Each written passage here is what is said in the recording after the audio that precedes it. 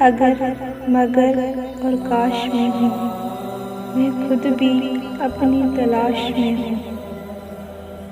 محبت جھوٹی نہیں تھی تم سے، گواہ ہے ہر نماز کی دعا۔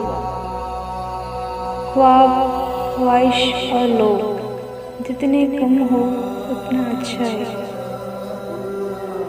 سب کر لینا، لمحے ضائع مت کرنا، غلط جگہ جذبات ضائع مت کرنا۔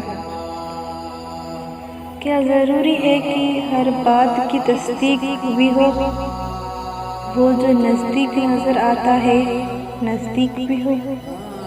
تم اگر صاحب راہ ہو تو لازم تو نہیں تم جسے ٹھیک سمجھتے ہو وہ ٹھیک بھی ہو۔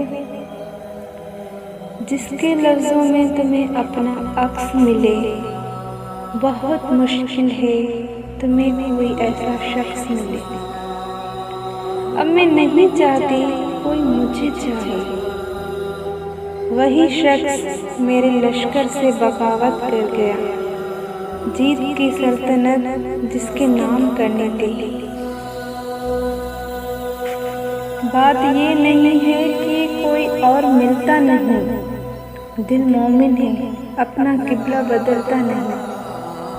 میرا اس شہر عداوت میں بسیرا ہے جہاں لوگ سجدوں میں بھی لوگوں کا برا سوچتے ہیں۔